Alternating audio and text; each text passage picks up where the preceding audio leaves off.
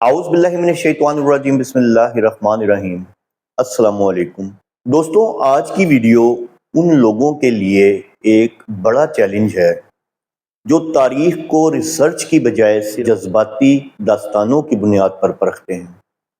ہم سب نے سنا ہے کہ یزید کا بیٹا معاویہ ثانی ایک دن اچانک منبر پر چڑھا، اپنے باپ دادا پر تبرہ کیا اور خلافت چھوڑ کر کونے میں بیٹھ گیا، کیونکہ اسے اہل بیت سے بہت محبت تھی۔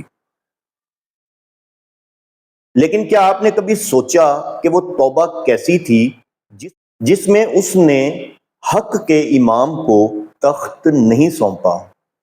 وہ توبہ کیسی تھی جس میں وہ مرتے دم تک گوشہ نشین رہا؟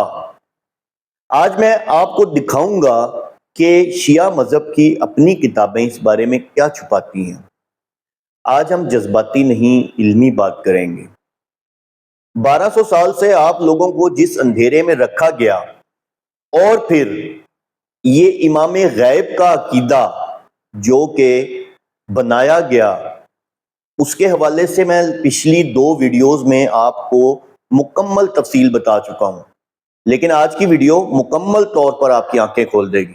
سب سے پہلے بات کرتے ہیں اس دور کے سب سے بڑے مورخ احمد بن ابی یعقوب کی، جس کی کتاب تاریخ یعقوبی کو یہ لوگ حرف آخر مانتے ہیں۔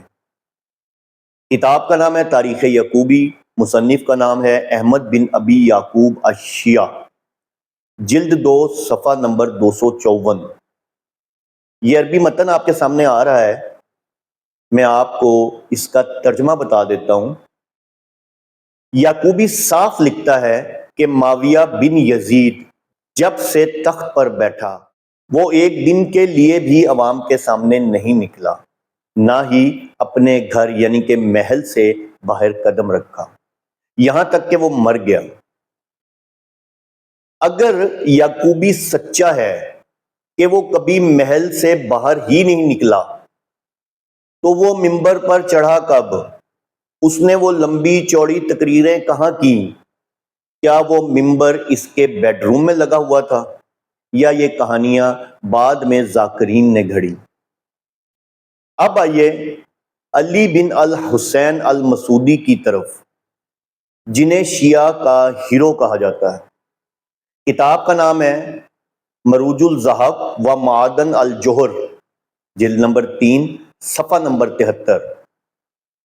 یہ آپ کے سامنے عربی متن آ رہا ہے، میں آپ کو اس کا ترجمہ بتا دیتا ہوں۔ مسعودی کہتا ہے کہ اسے جب خلیفہ بنایا گیا تو وہ پہلے ہی شدید بیمار تھا۔ وہ جسمانی طور پر اتنا لاغر اور نحیف تھا کہ اس میں کھڑے ہونے کی سکت نہیں تھی۔ وہ صرف 21 سال کا تھا اور بیماری نے اسے اپاہج کر دیا تھا۔ جس بندے کا جسم ساتھ نہ دے رہا ہو، جو بیماری سے نڈھال ہو، وہ سیاسی انقلاب کیسے لائے گا؟ وہ تو اپنی جان بچانے کے چکر میں گوشہ نشین ہوا تھا، کسی نظریاتی تبدیلی کی وجہ سے نہیں۔ یہ جو حوالہ میں اب آپ کو دینے لگا ہوں، یہ حوالہ آپ کو مکمل طور پر کلیئر کر دے گا۔ کتاب کا نام ہے منتہی الاعمال، شیخ عباس قمی اس کے لکھنے والے ہیں۔ باب ذکر احوال معاویہ بن یزید۔ عباس قمی لکھتے ہیں کہ جب معاویہ ثانی نے تخت چھوڑا تو بنو امیہ کے خاندان میں کوہرام مچ گیا۔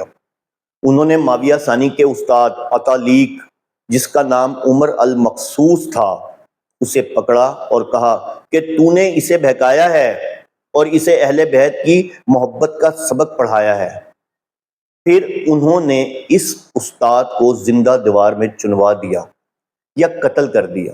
یہ بنو امیہ کی اندرونی لڑائی تھی۔ مروان بن حکم چاہتا تھا کہ خلافت سفیانی خاندان یزید کی اولاد سے نکل کر مروانی خاندان میں آ جائے۔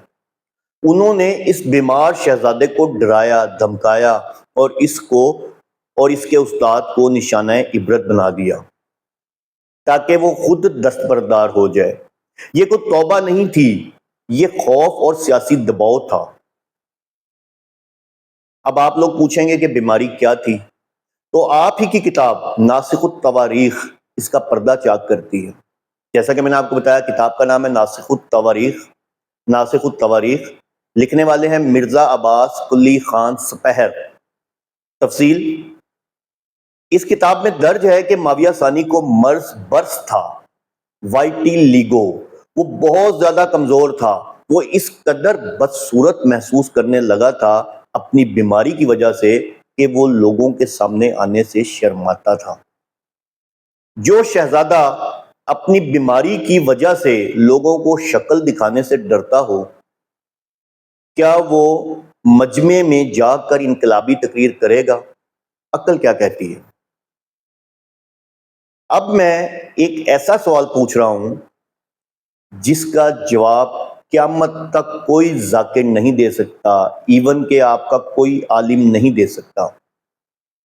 اگر معاویہ بن یزید واقعی تائب ہو گیا تھا، یعنی کہ اس نے توبہ کر لی تھی، تو اس وقت کے امام برحق حضرت علی بن الحسین المعروف امام زین العابدین رحمت اللہ علیہ نے مدینہ میں موجود تھے.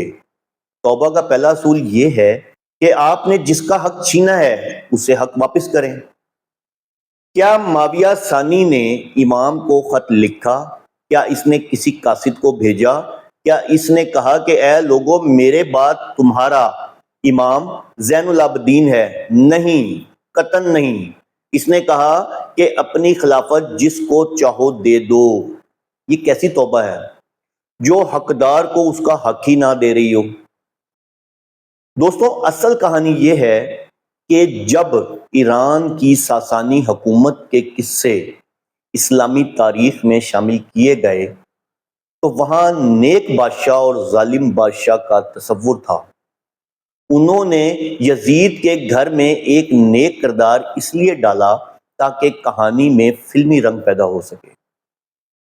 حقیقت صرف اتنی ہے، معاویہ ثانی ایک بیمار، نحیف اور سیاسی سازشوں کا شکار نوجوان تھا جو اپنی موت سے پہلے تخت سے ہٹ گیا. توبہ اور اہل بیت کی محبت اس سے کوئی تعلق نہیں رکھتی، ورنہ تاریخ میں اس کی بیت کا ذکر ضرور ہوتا. تو ناظرین، آج کی ویڈیو میں نے آپ کو باقاعدہ آپ ہی کی کتابوں سے دکھایا کہ جو آپ لوگ اکثر یہ بات کرتے ہیں کہ یزید کے بیٹے نے حب اہل بیت میں خود تخت چھوڑ دیا تھا اور وہ دستبردار ہو گیا تھا. میں یہاں آپ سے سوال کر رہا ہوں کہ اگر ایسا تھا تو پھر اس نے جو حقدار تھے حضرت زین العابدین، ان کو اپنی جگہ کیوں نہیں بٹھایا؟